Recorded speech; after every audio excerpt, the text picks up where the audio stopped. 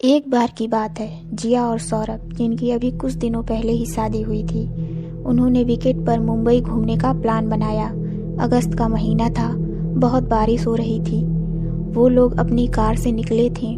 बारिश इतनी तेज हो रही थी कि सामने कुछ दिखाई नहीं दे रहा था। रात भी हो गई थी।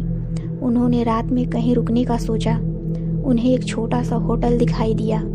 वो लोग उसी में चले गए। रिसेप्शन पर कमरे की चाबी मिलने के बाद दोनों जब कमरे में पहुंचे तो उन्होंने नहाने का सोचा, क्योंकि बारिश की वजह से दोनों बुरी तरह से गीले हो गए थे।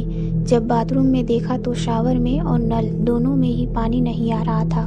उन्होंने रिसेप्शन पर फ़ोन किया तो वहाँ कोई फ़ोन नहीं उठा रहा था। तब सौरभ खुद रिसेप्शन पर कहने चला गया। पीछे से अपने आप शावर में पानी आने लगा। जिया को लगा शायद परेशानी ठीक हो गई होगी और वो नहाने चली गई। नहाते हुए उसके बाथरूम के दरवाजे पर दस्तक हुई। उसे लगा सौरभ है। उसने कहा, मैं अभी नहा रही हूँ, अभी आती हूँ। पर दस्तक हुए जा रही थी। जिया को लगा शायद शावर की आवाज़ से सौरभ को सुनाई नहीं दे रहा है। उसने शावर बंद करना चाहा, पर वो बंद नहीं हो रहा था। उसमें से साफ पानी की जगह काला पानी निकलने लगा। जिया को कुछ समझ नहीं आया। पूरे बाथरूम में गर्म पानी की वजह से धुंधला धुंधला हो गया था। उसने देखा कि वो काला पानी धुआं बनकर एक आदमी की आकृति में आ गया। यह देखकर जिया जोर से चिल्लाते हुए भागी और बेहोश हो गई।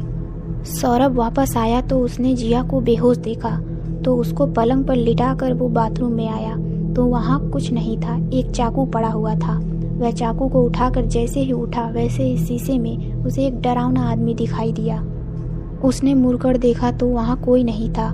जिया को जब होश आया तब उसने अपने साथ हुई घटना को सौरभ को बताया।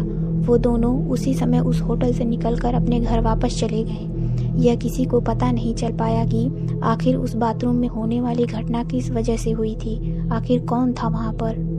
तो दोस्तों, आपको ये कहानी कैसी लगी हमें कमेंट में ज़रूर बताइए। तो मिलते हैं एक नई डरावनी कहानी में। धन्यवाद।